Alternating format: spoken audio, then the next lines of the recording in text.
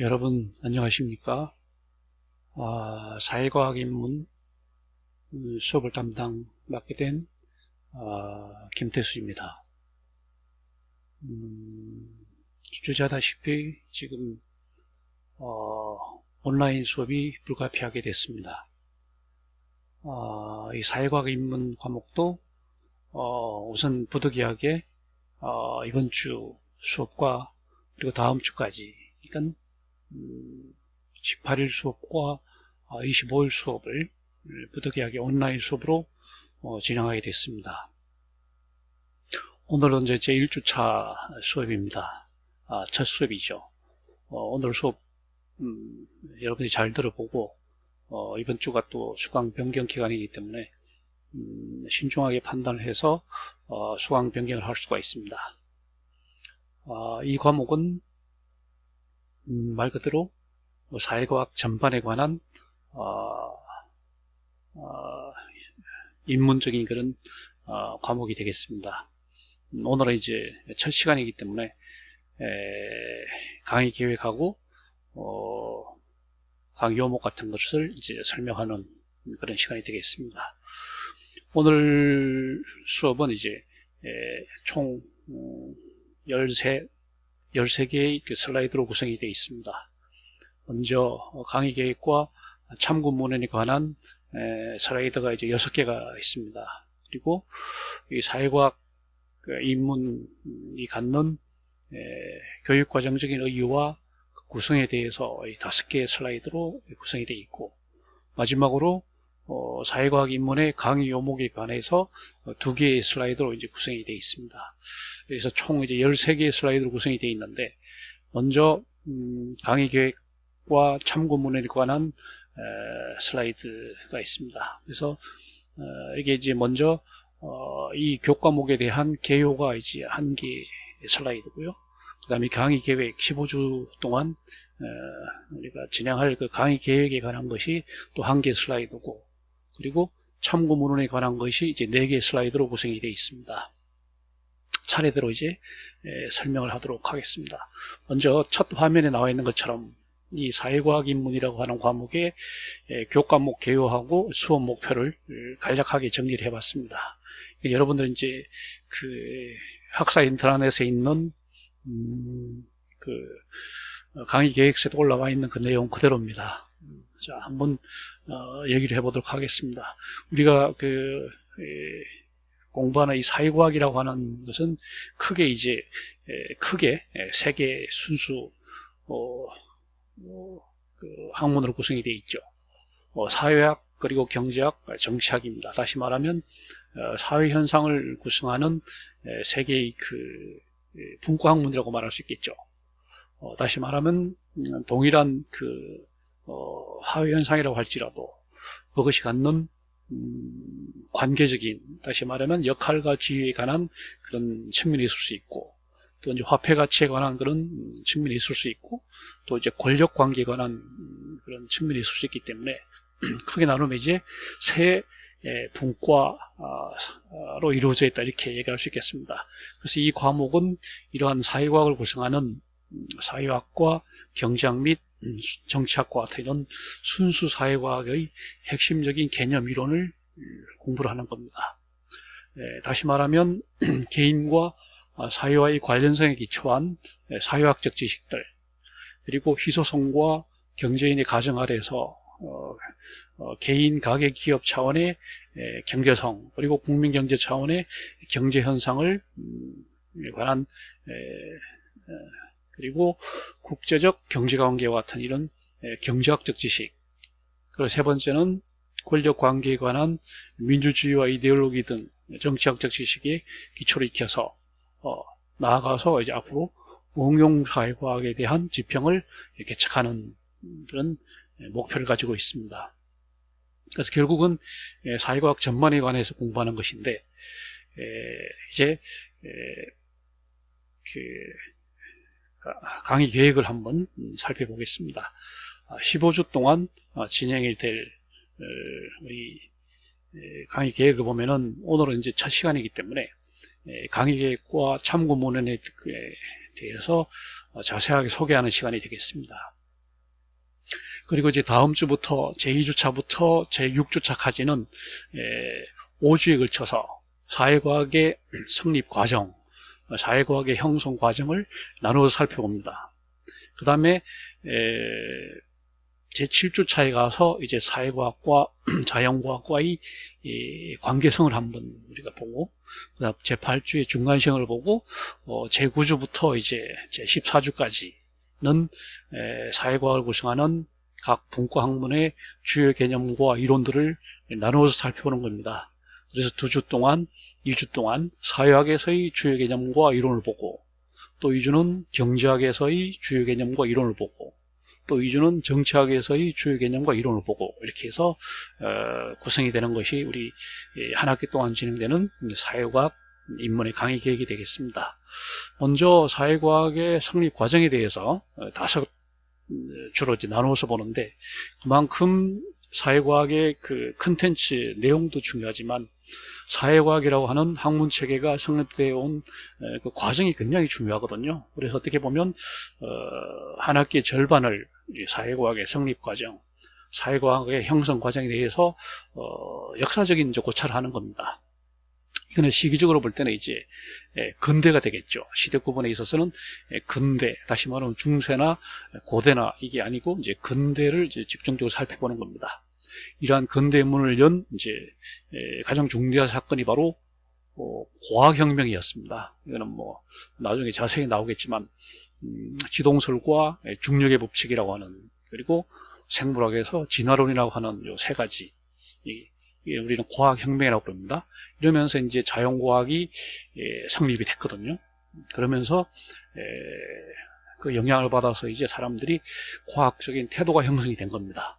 그래서 그러한 과학적인 태도가 바로 이제 사회과학 형성에 영향을 준 것이죠.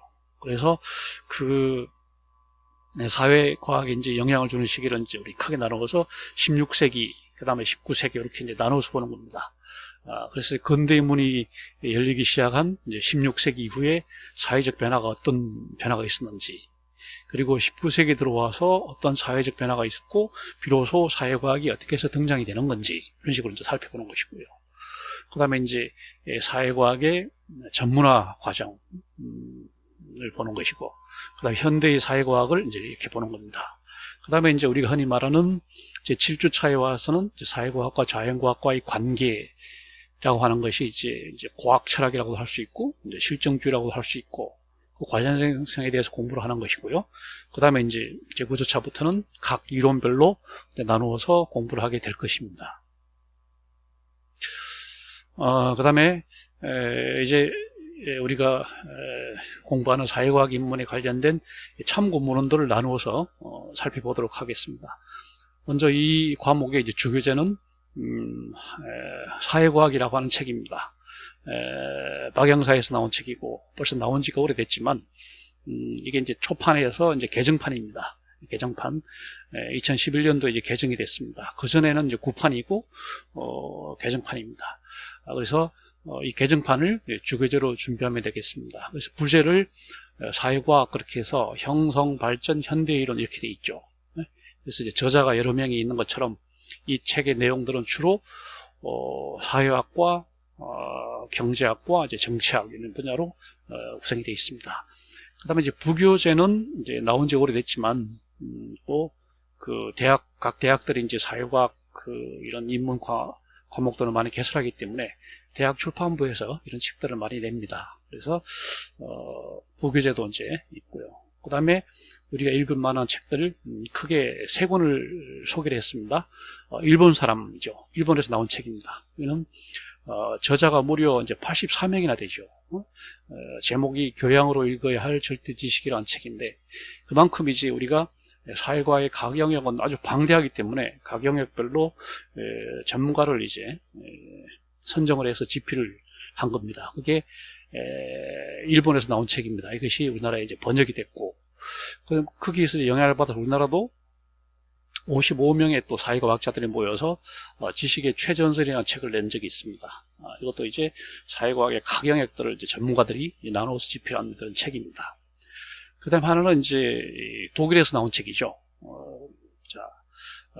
독일이 이제 문학자인데 이분은 뭐 굉장히 해박한 지식체계를 가지고 있기 때문에 혼자서 이렇게 단독 저서로 해서 이런 큰 책을 냈습니다. 사회과학 전반에 관한, 다시 말하면 교양과 상식에 관한 그런 책을 냈어요. 독일 책이죠.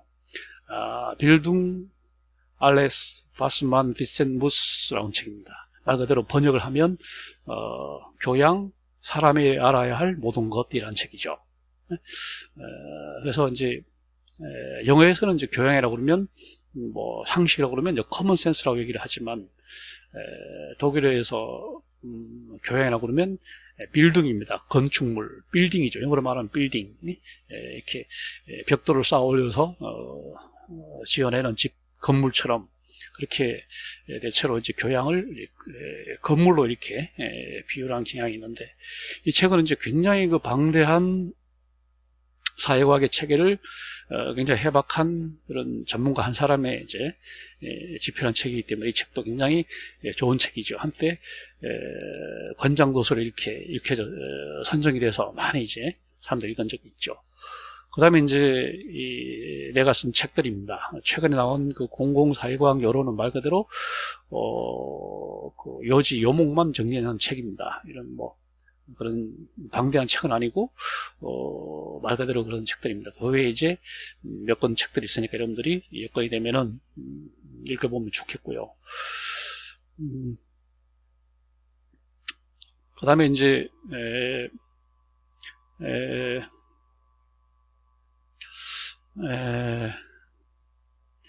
여러분들이 이제 그 원서를 몇 개 좀 이제 소개를 했는데, 원서죠. 나온 지는 오래됐고 했지만 뭐 개정판도 나오고 뭐 또 새로 나오고 있긴 하지만 대체로 이런 책들이 이제 참고할 만한 원서들입니다. 그래서 주로 제목들이 이제 The Social Sciences 이런 식으로 사회과학들 복수죠.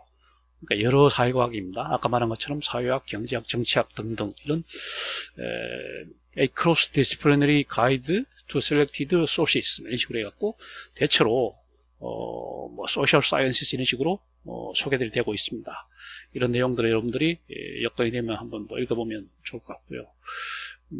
그 다음에 이제 여러분들 이번 학기 동안 이 수업을 들으면서 이제 평가할 때 이제 중간 학기 말 시험 2번 보고, 그 다음에 이제 출석 점수가 있고, 그 다음에 이제 독후감 점수가 있습니다. 리포트가 있는데, 중간 학기 말 시험이 각 40점, 그 다음에 출석과 이 독후감이 각 10점씩 이렇게 됩니다. 그래서, 그때 읽어야 할 책들이 이제 10권 책이 있는데, 이 중에 하나를 이제 골라서 읽으면 됩니다. 읽고, 그 다음에 독후감을 써내면 돼요. A4, 그 다음에 뭐 글자 10포인트에서 표지 포함해서 대체로 5매 내외, 5장 내외로 이렇게 작성을 해서 중간 시험 때까지 제출하는 겁니다. 학기 말 시험이 아니고 중간 시험 때까지 제출하는 겁니다. 그래서 자유롭게 이제 여러분 선택을 해서 읽으면 됩니다. 아까 소개했던 그 교양, 사람이 알아야 할 모든 것, 굉장히 그 좋은 책입니다. 한번 읽으면 굉장히 도움이 될 것이고, 그 다음에 이제 르네상스라고 하는 게 굉장히 중요한 근대문을 연 그런 사건이었죠. 단지 예술적인 차원뿐 아니고, 여러 측면에서 이제, 그 다음에 이제 종교개혁, 그 다음에 디지털 혁명, 그 다음에 자본주의, 그 다음에 뭐 학벌 문제, 그 다음에 우리 한국 사회에서 외래인 배제 문제, 그 다음에 지식의 최전선, 아까 소개했던 두 권의 책들입니다. 그 다음에 이탈리아의 르네상스, 그 다음에 또 하나의 중요한 사건이 이제 산업혁명 아닙니까? 산업혁명의 책들. 그 다음에 오늘날 그 과학에 큰 기여를 한 것이 이슬람 그 연금술이었다 이렇게 얘기를 하기 때문에 이슬람의 과학과의 문명이라는 책이 있습니다. 이 중에 한 권을 읽고 여러분들이 이제 독후감을 쓰는 그런 겁니다. 그 다음에 이제 여러분들이 앞으로 또 참고해야 될 만한 책들을 한번 분야별로 나눠서 한번 봤는데, 첫 번째는 이제 사회과학 방법론에 관한 그런 게 있겠고, 그 다음에 두 번째는 이제 특별히 사회복지학도, 우리 사회복지학이 사회학의 이제 한 분과 그 응용학문이다 보니까 사회복지학도를 위한 또 사회과학이 있고요. 그 다음에 사회과학 원서들이 있습니다. 원서 이렇게 해서 셋으로 나눠서 한번 보겠는데, 먼저 사회과학 일반에 관한 참고 문헌들 보면 막스 베버가 쓴 책입니다. 막스 베버는 뭐 나중에 수업 시간에 자세히 나오겠습니다만은 막스 베버의 연구 영역은 굉장히 방대하죠. 그 중에 하나가 이제 방법론에 관한 게 있습니다. 막스 베버는 완료제에 대해서도 이제 많이 연구를 했고, 그 다음에 우리가 말하는 그 뭐 종교, 상부 구조에 대해서도 많이 연구를 했고, 그 다음에 하나가 이제 이 사회과학에 관한 거죠. 사회과학과 자연과학은 어떤 점이 비슷하고 다른가 여기에 대해서 많은 고민을 했기 때문에 막스 베버의 책을 번역한 그 책이 있고요. 그 다음에 사회과학 그 연구의 논리랄지, 그 다음에 사회과학에 관한 책들, 사회과학 연구 방법이랄지, 그 다음에 사회과학 연구 방법론이랄지, 이런 책들이 있습니다. 그 다음에 이제 사회복지학도를 위해서도 사회과학이 필요하기 때문에 사회과학과 사회복지학과의 관계, 사회과학과 그 다음에 사회학과 그 다음에 사회복지학과의 관계, 이런 책들이 있고요. 그 다음에 사회과학 영어 연구 이런 책들이 있습니다. 이거는 뭐 예전에 나오던 책이고 요즘도 이제 나오는 책이긴 하지만 이제 사회과학에 관련된 그 영어 원서들, 텍스트를 이제 소개하는 책입니다. 그래서 영어 어휘도 공부를 하고 그 다음에 해석도 연습을 공부를 하고 하는 그런 책이기 때문에 이런 책들이 있다는 걸 말씀을 드리고요. 그 다음에 이제 얘기할 것은 사회과학 입문의 교육과정적 의의와 구성입니다. 이게 이제 5개 슬라이드로 구성이 되는데, 이 사회과학이라고 하는 과목, 학문이 교육과정적으로, 국가표준교육과정적으로 어떤 위상에 있고 어떤 의의를 갖고 어떤 식으로 구성이 되느냐 하는 얘기를 하도록 하겠습니다. 이것은 이제 현재 우리나라의 국가기구로서 한국교육과정평가원이라는 기구가 있습니다. 이거는 말 그대로 국가표준교육과정에 관한 그런 연구개발 일도 하고, 그 다음에 이제 교육평가에 관한 일을 하기 위해서 이렇게 만들어진 기관인데, 현재는 유감스럽게도 국가교육과정에 대한 연구는 못하고 있고, 주로 이제 평가에 이제 치중을 해서 수학능력 시험, 수능시험하고, 그 다음에 이제 각종 검정고시, 고검, 대검, 검정고시를 관장하고 있는 곳인데, 이 앞으로 이제 우리가 지금 국가교육위원회 얘기가 나왔습니다. 대한민국이 정말 선진국이 되기 위해서는 미래는 인재를 키우는 데밖에 없고 지식 강국이 되는 것밖에 없기 때문에 그 토양이 바로 교육 아니냐. 그래서 교육은 정말 중요한 과제다, 이렇게 해서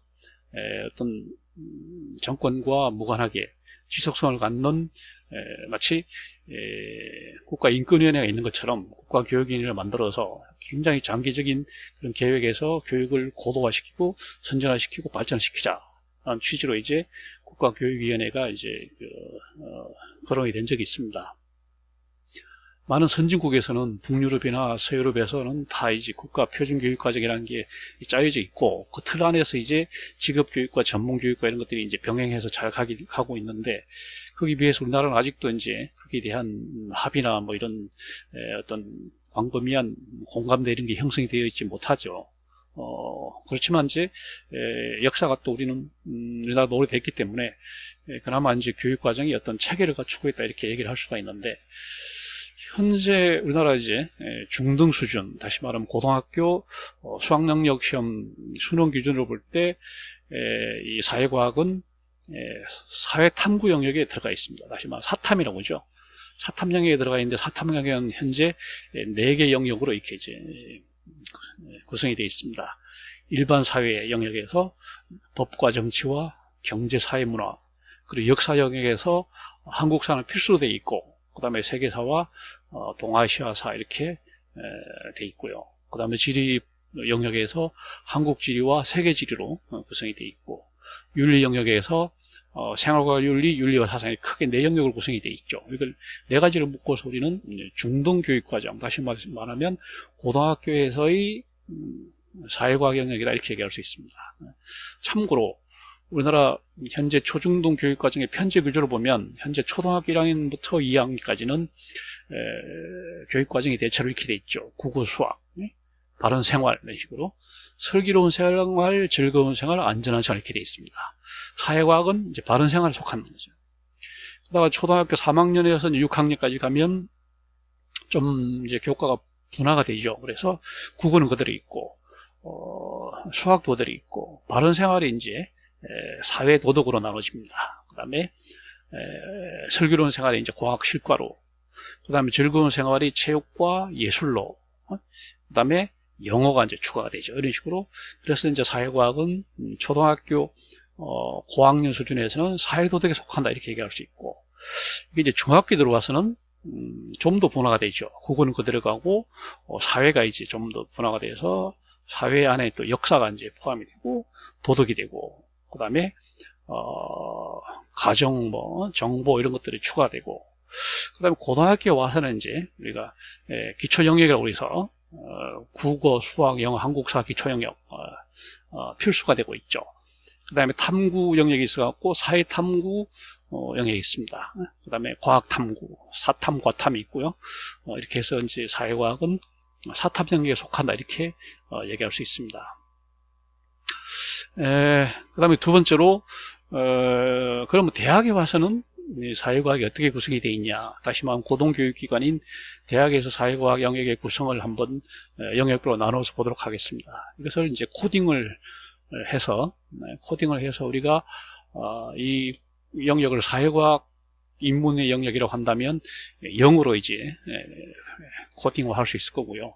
그래서 여기 해당되는 과목이 우리 학교 교육과정으로서는 지금 여러분들이 수강하는 이 사회과학 인문이라는 과목하고 2학기 때 이제 개설이 되는 현대사회론이라고 하는 과목입니다. 이 과목이 개당이 되는 거고요.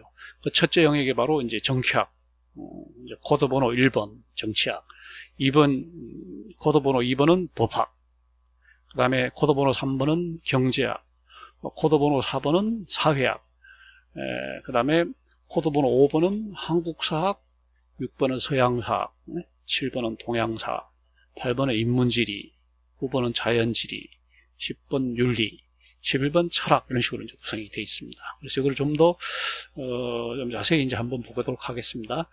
먼저 코드 번호 1번 정치학은 순수 학문 영역으로 이제 정치학이 되겠고, 그 다음에 그것을 응용하는 영역은 이제 행정학이 되겠습니다. 정치학의 응용 학문은 이제 행정학이 되겠습니다. 그래서 여러분들이 이제 정치학 개론이랄지 행정학 개론이랄지 이런 과목으로 여러분들이 수강을 할 수가 있습니다. 여기서 배우는 내용들은 주로 이제 한 6가지 정도로 구분할 수가 있는 것 같아요. 민주주의라고 하는 개념, 그 다음에 정치 문화, 그 다음에 정치 발전, 그 다음에 한국 정치, 한국 정치의 제도, 한국 정치의 보편성과 특수성, 그 다음에 정치 과정, 정당제도, 이익집단, 선거제도, 그 다음에 정치 참여, 여론과 매스컴, 이렇게 해서 정치학 영역은 크게 한 6가지로 이제 구분이 되는 것 같고요. 그 다음에 법학은 현재 전문대학원 체제로 바뀌었습니다. 그래서 법학 전문대학원, 줄여서 법전원, 또는 역으로 로스쿨 이렇게 얘기를 합니다. 이 과목은 여러분들이 또 다양한 법학 과목을 배울 수가 있습니다. 법학 개론이랄지 뭐 법의 이해랄지 하여튼 이름은 명칭은 여러 가지로 붙일 수가 있겠으나 법학 개론에 해당되는 그런 내용들, 행정법에 관한 것들, 이런 것들은 여러분들이 이제 선택 과목으로 들을 수가 있습니다. 그 다음 여기에 대한 영역은 크게 이제 6가지 영역으로 나눌 수가 있는데, 첫째는 이제 법의 가장 기초가 되는 헌법이죠. 그 다음에 민사법, 민법, 그 다음에 민법과 공법, 사법과 공법의 중간 영역인 사회법, 그 다음에 국가와의 관계를 다루는 공법, 그리고 국제법, 그 다음에 이론법학, 이렇게 해서 크게 이제 6영역으로 나눌 수가 있는데, 헌법을 보면은 뭐 크게 나누면은 이제 2영역이죠. 가장 중요한 것이 국민의 기본권이고, 기본권. 이 기본권을 보장하기 위해서 이제 통치기구를 규정하고 있습니다. 그다음 민법의 이제 원리, 그다음에 능력이라고 하죠. 권리 능력. 그다음에 크게 나눠서 이제 물권법, 채권법, 가족법 이렇게 나오는 거죠. 이 민법의 영역이 되겠습니다. 그러니까 사회법은 민법과 이제 사법과 공법의 중간 영역, 교차된 영역이다 이렇게 얘기할 수가 있는데, 사회법에 들어가는 것은 이제 교육법, 사회보장법, 여성복지법, 소비자보호법, 노동법, 환경법, 경제법 이런 것들이 이제 사회법 영역이 되겠고요. 공법 중에 이제 가장 이제 대표적인 것은 행정법, 그리고 형사 관련된 형사법, 형법이 있고, 그 다음에 소송법, 절차법이죠. 있습니다. 그 다음 국제법이 있고, 이론법 파악에 가서는 이제 법의 원천, 성문법이냐 불문법이냐 이런 것들, 법의 효력, 해석, 유형, 법치주의, 법문화 이런 것들이 있습니다. 그 다음에 이제 대학에서 사회과학 영역 두 번째는, 세 번째는 이제 경제학이죠. 경제학. 이 경제학을 또 응용한 학문이 이제 경영학이라고 이렇게 얘기합니다. 그래서 우리는 이 과목은 이제 2학기 때 여러분들이 경제학 개론이라는 과목을 들을 수 있고요. 그 다음에 경영학과 학생들은 또 경제학 원료라는 과목이 또 전공 선택 과목으로 별도로 있습니다. 그 다음에 2학기 때 여러분들이 선택할 수 있는 공공경제학이라는 과목이 있습니다. 그리고 또 재정학이라는 과목이 예전에는 이제 세무회계 전공으로 개설됐던 그런 과목이죠.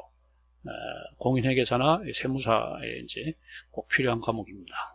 그 다음에 국제관계에 관한 것은 세계화 국제기구, 그 다음에 이번 학기에 개설된 국제사회이해라는 과목이 개설되어 있고, 그 다음에 경영학 개론이라는 과목, 경영학과에서 이제 개설되는 전공 필수 과목이 있습니다. 경제학에서는 대체로 이제 5가지 영역을 이제 이야기를 합니다. 경제학에서 쓰는 주요 개념이죠. 주요 용어, 그 다음에 경제학에서 얘기하는 전제 조건, 그 다음에 경제학의 인접 영역, 그 다음에 경제체제, 사회주의와 자본주의 이런 체제, 그 다음에 경제의 주체, 개인과 가계와 기업과 국민경제, 국가라고 하는 이런 주체 문제를 다루는 거고요. 두 번째는 이제 시장경제라고 해서 우리가 말하는 이제 수요 공급의 법칙, 그 다음에 시장의 기능, 공공재와 시장 실패, 그 다음에 정부 실패, 이게 이제 시장경제학의 영역이 되겠고요. 세 번째는 미시경제학이라고 해서 이제 가정을 주체로 하는 가정경제학, 기업을 주체로 하는 기업경제학, 그 다음에 국민경제를 주체로 하는 공공경제학, 이런 식으로 나눠볼 수 있는 게 미시경제학입니다. 그 다음에 거시경제학은 이제 보다 큰 넓은 눈으로 바라보는 거죠. 우리가 말하는 국민경제, 그다음 금융과 통화, 그 다음에 경기순환과 인플레 이런 것들이 거시경제에 해당이 되는 거고요. 그 다음에 경제학의 마지막 영역은 국제경제죠. 무역, 그 다음 자유무역의 추세, 그 다음에 국제수지와 환율, 그 다음에 세계에서 한국 경제의 위상, 이런 걸 다룬 것이 국제경제 영역이 되겠습니다.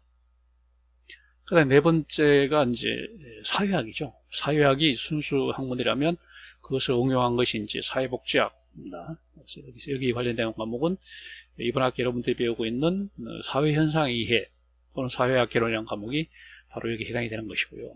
그 다음에 사회복지학과에서 공부하는 사회복지학 개론, 그 다음에 미래사회 이해라고 하는 그런 미래학 이런 과목들이 해당이 되는 겁니다.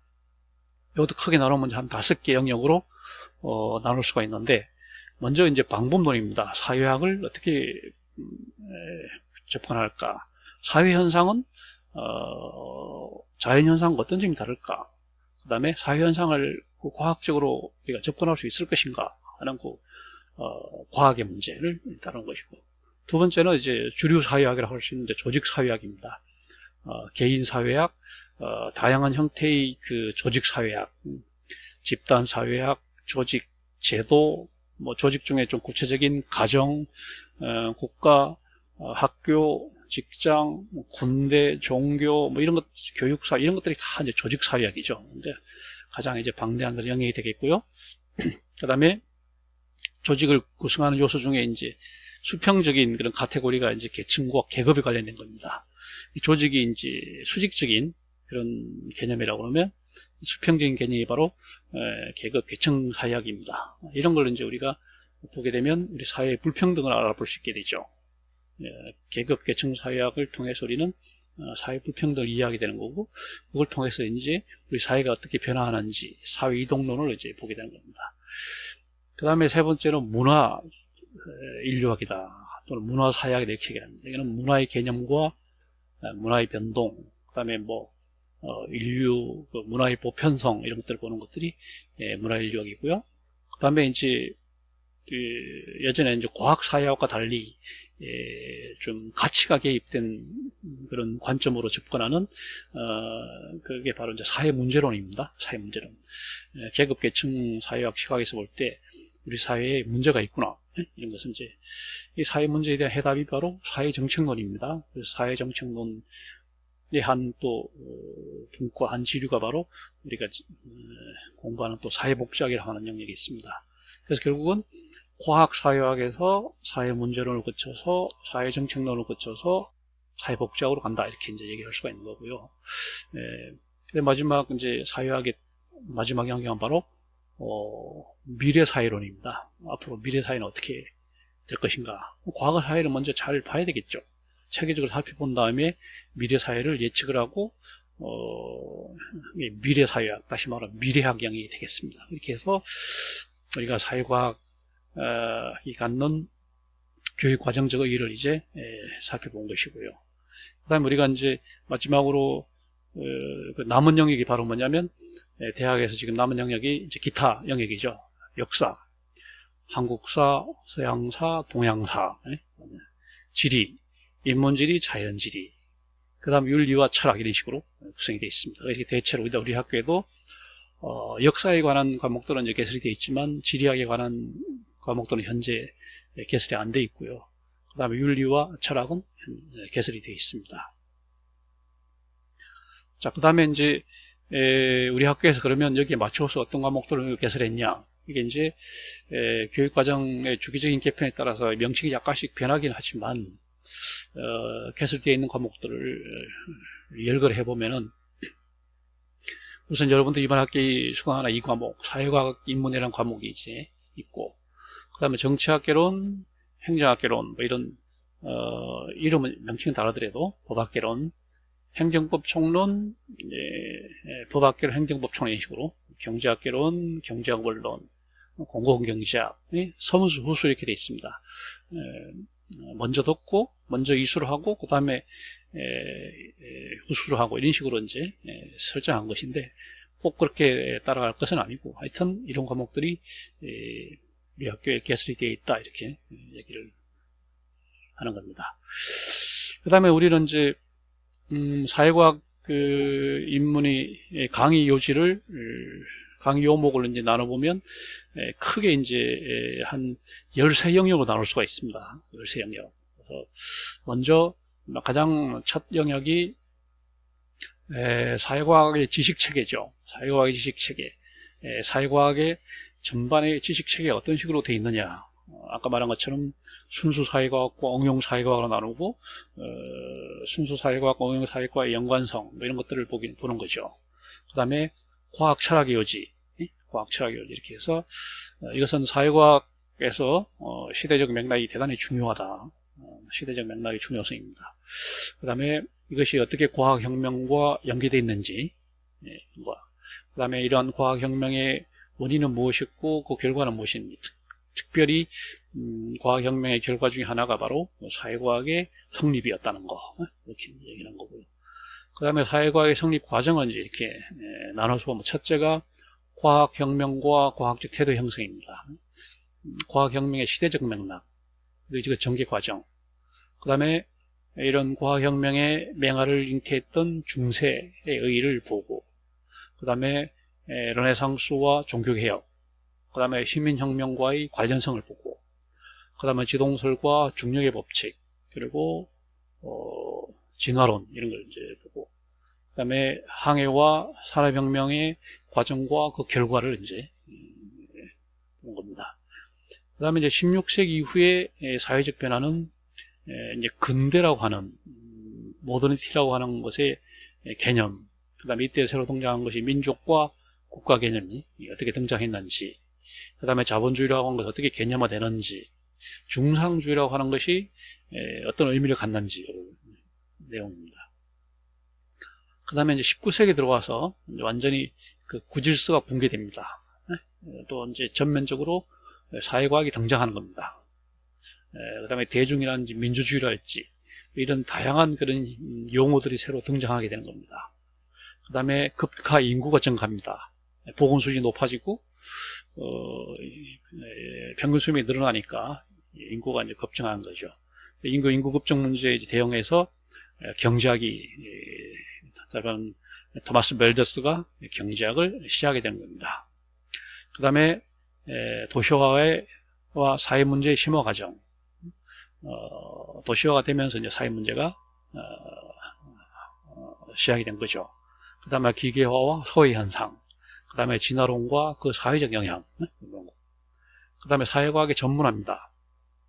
유럽식 이제 종합사회과학과 미국식 현대사회과학, 현대 분화, 그 다음에 이제 현대사회과학에 와서 사회과학 체계의 현황이 어떤지를 보고, 그 다음에 정치학과 행정과의 관계, 경제학과 경영학과의 관계, 사회학과 사회복지학과의 관계, 기타 사회과학 이런 것들이 이제 살펴볼 것이고, 그 다음에 사회과학과 자연과학과 관계입니다. 이거는 과학철학과 실증주의와의 관계, 그 다음에 사회과학과 자연과학과의 방법론적 비교, 이게 이제 보면 되겠고요. 그 다음에 8번째는 이제 각 영역별로 사회학에서의 주요 개념과 이론. 자, 이거는 뭐냐면 맨 먼저 실증주의라고 하는 것, 그리고 사회학의 창시자인 오기스트 꽁트에 대해서, 그 다음에 우리 흔히 말하는 근대사회라고 합니다. 영국에서 스펜서의 진화론적 사회학, 그 다음에 프랑스에서 듀르게임의 사회학, 그 다음에 독일에서 막스 베베와 칼 막스의 사회학, 이것을 우리는 근대사회학이다 이렇게 얘기를 합니다. 그 다음에 이제 사회학의 주류인 조직사회학이죠. 다양한 형태, 개인부터 시작해서 집단이나 조직이나 제도나, 그리고 다양한 범주의 가정이나 지역사회나 학교, 직장이나 종교, 교육, 하여튼 여러 형태의 조직에 관한 그런 사회학들이 있는 거고요. 그 다음에 이제 4번째는 계급계층 사회학이죠. 조직사회학이 이제 수직적인 그런 개념이라고 그러면 수평적으로 이제 보는 것이 계급계층 사회학이고, 거기서 어떤 식으로 이동하는지를 보는 게 이제 사회변동론입니다. 그게 이제 생물학에서 진화론이 이제 어떻게 보면 그 효시라고 할 수 있고, 그것이 이제 근대화 이렇게 얘기합니다. 근대화론은 있고, 그 다음에 저발전 이론이 있습니다. 저발전 이론, 종속이론 이런 저발전 이론이 있고요.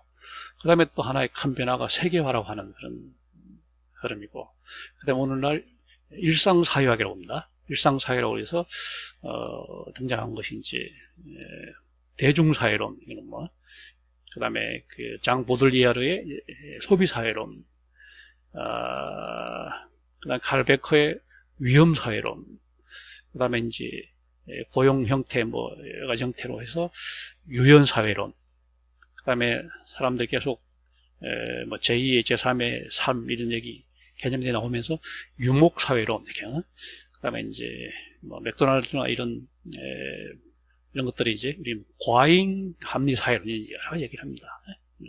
이런 것들이 일상사회학이라고 얘기할 수 있고요. 그 다음에 경제학에서 주요 개념들을 크게 이제 한 7가지 나눠서 보면은, 경제학의 시발점은 역시 이제 고전주의입니다. 우리 리카도의 고전주의 경제학을 이제 시발점을 보는데, 그 뿌리를 보면 이제 아담 스미스의 시장경제, 그 다음에 토마스 멜더스의 인구론에 기초한 그런 뿌리가 있습니다.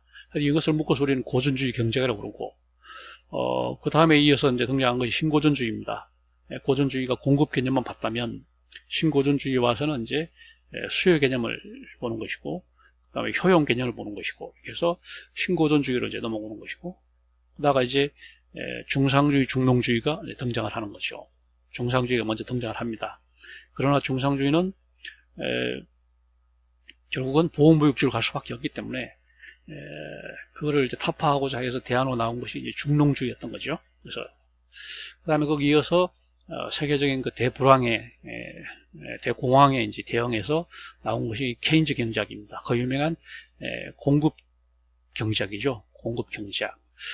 그 다음에 이제 그래서 공급을 수요 경제학이죠. 수요 경제학이 이제 수요 곡선을 이동함으로써 경기를 조절할 수 있다. 이게 이제 케인즈 경제학이고, 오늘날 모든 경제 정책들이 다 크게 보면 케인즈의 틀을 벗어나지 못하고 있는 거죠.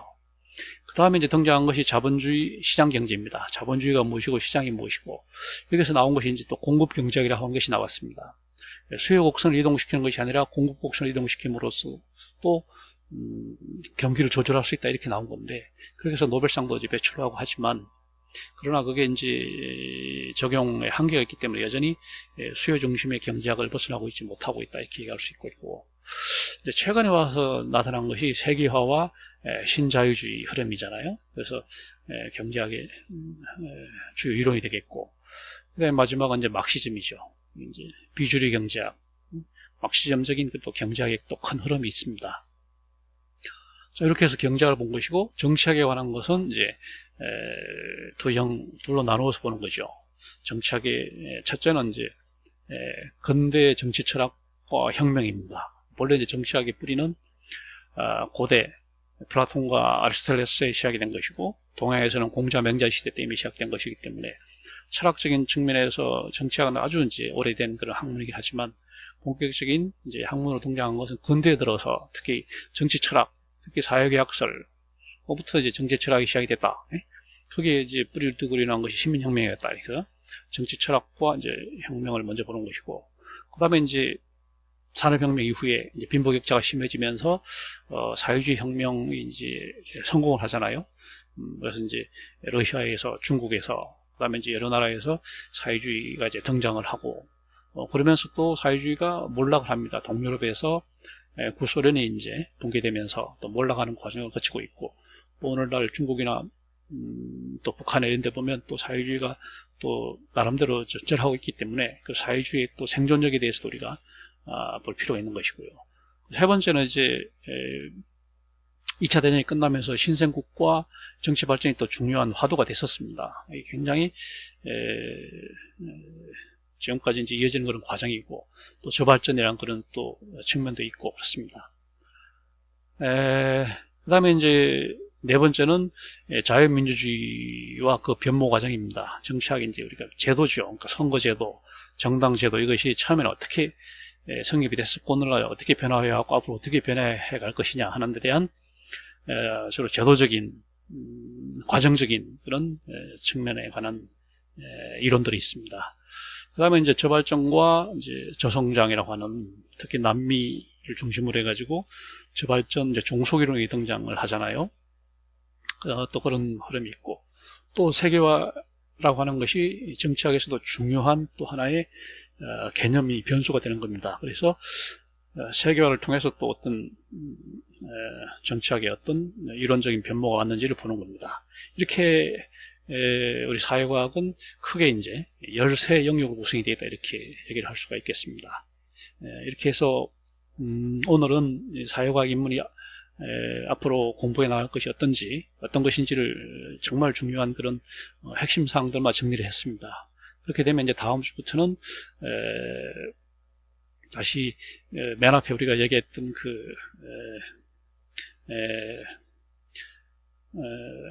다음 주에는 이제 사회과학의 성립 과정으로 들어갈 수 있게 되는 겁니다. 그래서 첫 시작이 바로 과학혁명이었던 거죠. 과학혁명으로 인해서 지동설과 그다음에 중력의 법칙과 그다음에 진화론과 이 세 가지에 의해서 이제 과학혁명이 일어났고, 그것이 파급이 되고, 그게 과학적 태도의 형성으로 이어지면서 사회화의 등장으로 자연스럽게 가기 때문에 우리는 이 과학혁명에 관한 그런 내용들을 이제 다음 주부터 공부해 나가도록 그렇게 하겠습니다. 오늘 수업은 여기까지 하고요. 출석 체크는 이제 퀴즈에 대한 여러분들 응답을 하면 이제 출석안을 체크하는 식으로 하겠습니다. 저도 얘기를 했지만은 이번 주 수강 변경 기간이니까 여러 과목들 한번 여러분들이 잘 들어보고 신중하게 이 과목이 정말 여러분 앞으로 뭐랄까요, 어떤 지식을 체계화하고 그다음에 여러분 전공에 도움이 되겠다, 굉장히 흥미롭고 유익하겠다, 이런 생각이 판단이 들면은 이 과목을 수강 신청을 하고 이렇게 하면 좋겠습니다. 자, 이상 수업 마치겠습니다.